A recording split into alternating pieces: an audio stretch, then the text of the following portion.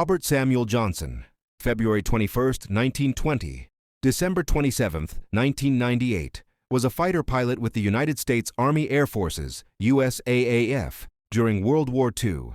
He is credited with scoring 27 victories during the conflict, flying a Republic P-47 Thunderbolt.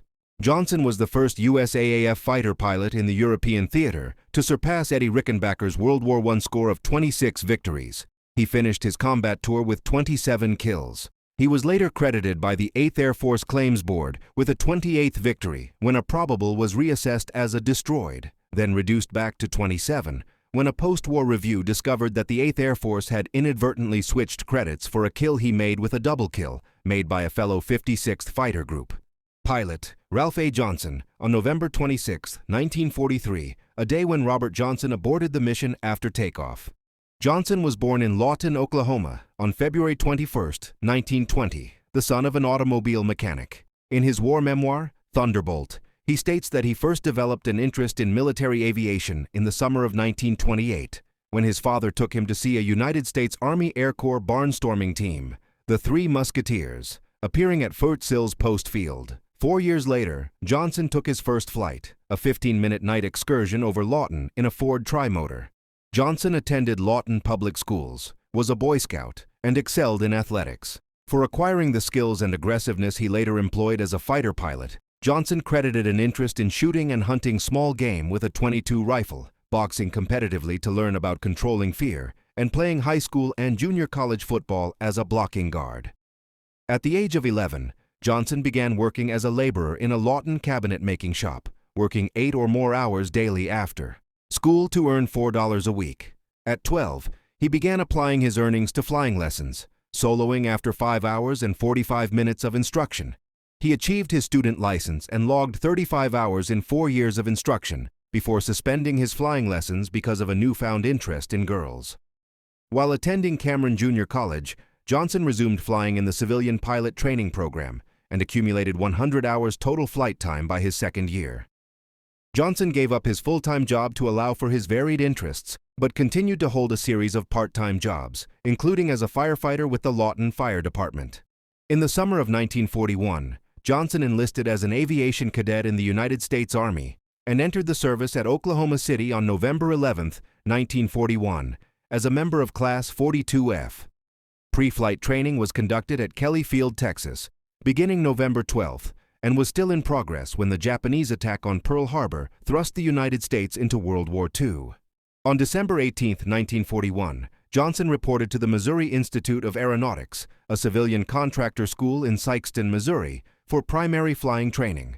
His first 5 hours of the pre-solo training phase were flown in a PT-19A, in which he was instructed in spin recoveries, stalls, and basic turning maneuvers.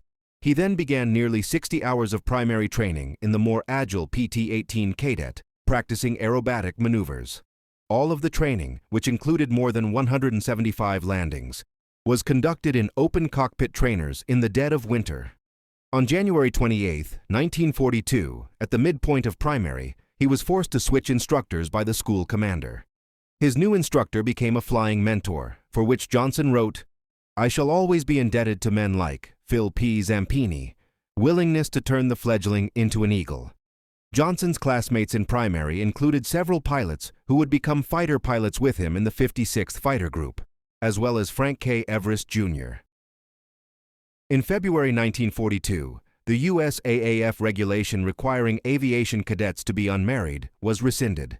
Johnson married Barbara Morgan, whom he had met in high school in Benton, Missouri, on February 21, immediately upon completing primary flying training. On February 27, 1942, Johnson began basic flying training at Randolph Field, Texas. As with the other phases of flying training, the 9-week course of instruction included ground school, military training, and intensive flying practice, this time in the North American BT-9. He received 70 hours of instrument, formation, and night flying in March and April 1942. At the conclusion of basic, at the recommendation of his instructors, Johnson requested multi-engine school for his advanced training course. Johnson began advanced training at nearby Kelly Field on May 3, 1942. Although in training for transition to bombers, because multi-engine trainers were not yet available, his 93.5 hours of advanced flying training were performed in variants of the North American T-6 Texan, the BC-1 Basic Combat Trainer, and the AT-6 Advanced Trainer. Johnson completed his flight training on June 28 and was commissioned July 9, 1942, as a second lieutenant. Although he requested transition training in the Douglas A-20 Havoc, he instead received orders to report to the 56th Fighter Group. Johnson reported to the group's 61st Fighter Squadron on July 19, 1942, in Bridgeport, Connecticut. The unit had just received the first production P-47B Thunderbolts and, in effect, was flight testing the new fighter as it trained. While the 56th FG was responsible for many of the modifications that made later variants a successful fighter bomber, the training resulted in more than 40 crashes and 18 fatalities, many of which Johnson blamed on the inadequacy of the small airport at Bridgeport. However, he also asserted that many more lives would have been lost had not the P-47 proved to have an exceptionally rugged airframe. The P-47 became the first USAAF aircraft to provide an understanding of compressibility and its effects. The 56th FG was alerted over overseas movement on November 26, 1942, and ceased flying operations in preparation. On December 28 it moved to Camp Kilmer, New Jersey, and on January 6, 1943, sailed from the New York port of embarkation aboard the RMS Queen Elizabeth for Scotland. The group arrived on January 13 without aircraft at its first base in the United Kingdom, RAF King's Cliff. There, it received new P-47C Thunderbolts and trained on them until April, when it began combat operations from a new base at RAF Horsham St. Faith. Johnson, still classified as a bomber pilot, was not officially qualified to fly the P-47 in combat. To rectify that, he was sent to Landbetter, Wales, on March 10th, for a 2-week course in gunnery training, in which he would fire the Thunderbolt's weapons for the first time. However, bad weather prevented any training flights, and he returned to King's Cliff still not qualified. Johnson feared he was losing the confidence of both his group commander, Colonel Hubert Zemke, and his flight leader, Captain Gerald W. Johnson, in his ability to perform as a fighter pilot. Second Lieutenant Johnson flew his first combat mission on April 18, 1943, which was the second mission of the 56th FG. The mission, a fighter sweep over the coast of the Netherlands, proved entirely uneventful. On his return from his first combat sortie, Johnson and 4 other pilots were sent to RAF Goxhill to complete gunnery training, but because he could not hit the target sleeve until his final day of training, he wrote, he failed to achieve the minimum required percentage of hits and did not officially qualify as a combat pilot. The 56th experienced its first combat on April 29th, losing 2 planes and pilots, but Johnson was not scheduled for the mission and did not resume missions until May 3rd.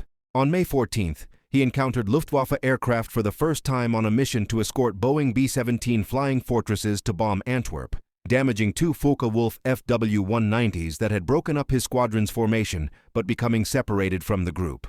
Finding himself alone, he broke off the engagement and returned to base to find that he had been erroneously reported as missing in action. On May 19th, as part of a diversionary mission, his flight was ambushed by German fighters, but again the inexperienced Johnson was able to elude them.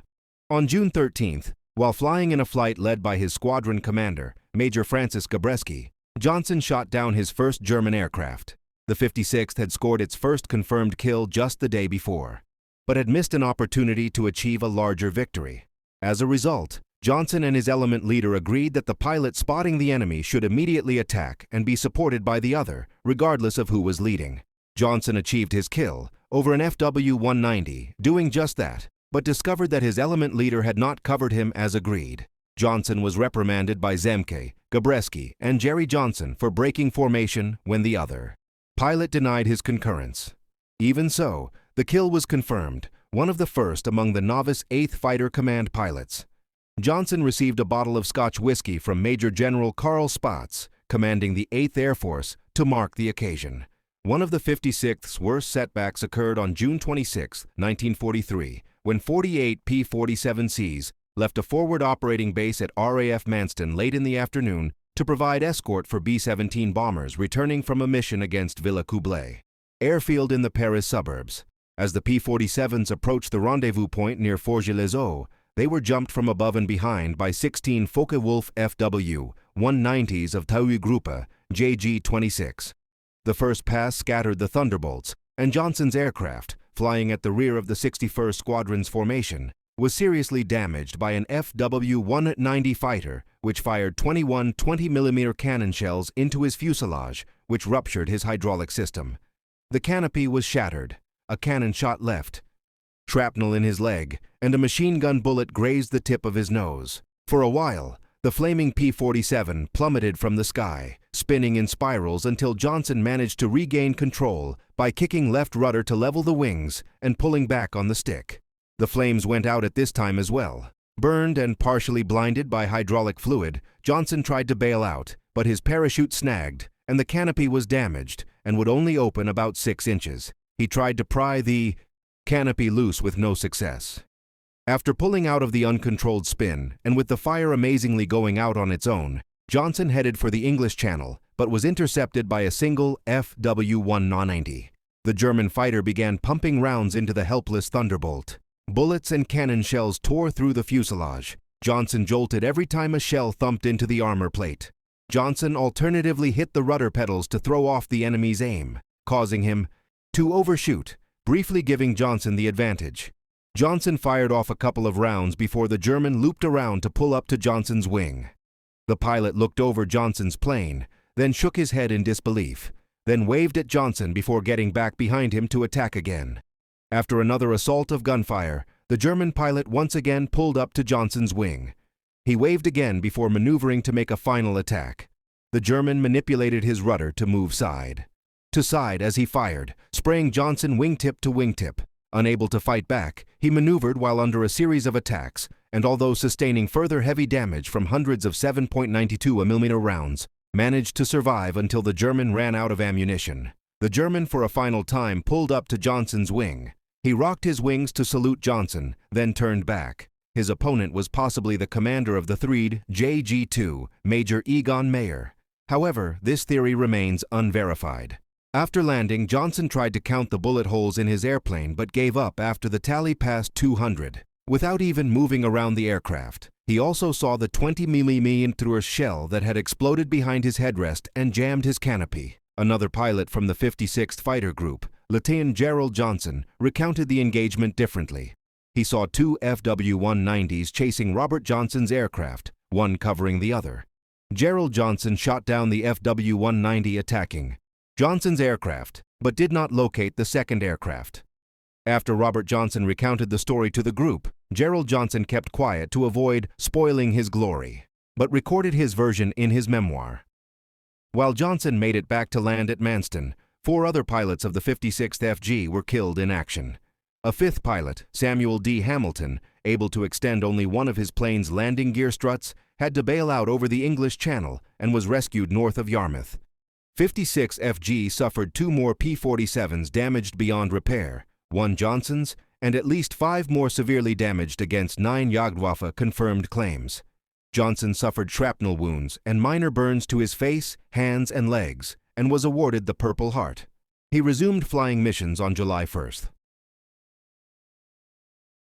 As the 56th Group gained experience, its success in aerial combat improved dramatically, beginning with 17 Luftwaffe fighters shot down on August 17th while escorting bombers attacking Regensburg and Schweinfurt.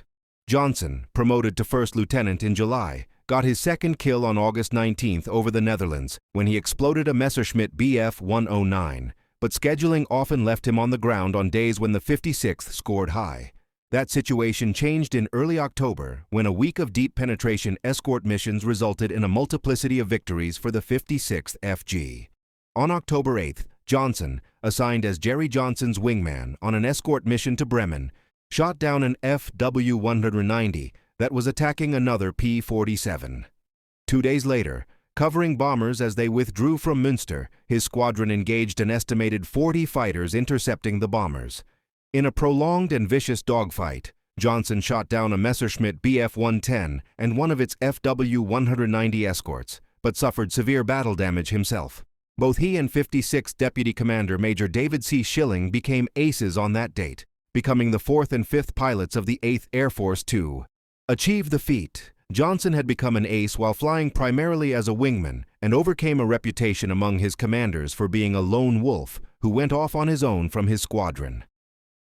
On November 26, 1943, however, Johnson was advanced to flight lead. Although on his first mission in that capacity, he was forced by a fuel leak to turn back to base shortly after takeoff. Between December 22, 1943, and January 5, 1944, Johnson was the only member of his squadron to score victories, shooting down 5 German fighters. In February 1944, the 56th FG began employing 150-gallon drop tanks on missions, enabling them to escort heavy bombers to the target area on deep penetration missions. The 56th was assigned a patrol sector west of Hanover in the vicinity of Dummer Lake. And there on 4 missions in February and March, Johnson shot down 8 more German planes to become the leading U.S. ace at the time. Johnson's 200-hour combat tour was nearly over, and he applied for and was granted a 25-hour extension of his tour. Promoted to captain on March 15th, he scored 3 more victories before being transferred to the 62nd Fighter Squadron to act as its operations officer, S3. He was promoted to major on May 1, 1944, and on the last mission of his extended tour, recorded his final kills on 8th of May 1944, when he broke Rickenbacker's record. He returned to the WWII, United States on June 6, 1944. Johnson flew a total of 89 combat missions between April 1943 and May 1944. Johnson had 4 aircraft assigned to him during combat operations. His crew chief in the 61st FS was Sergeant Ernest D. Pappy Gould, and in the 62nd FS, Sergeant J.C. Penrod.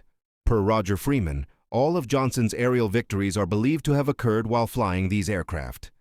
P-47C-2RE half-pine HV, PAC serial 416235, damaged on June 26, 1943, repaired, sent to 9th AF, 1 victory. P-47D-5RE, Lucky HV, PAC serial 428461, crashed March 22, 1944, in bad weather while being flown by another pilot. 21 victories. P-47D-15RE, All Hell, HV, PAC serial 4276-234, 3 victories.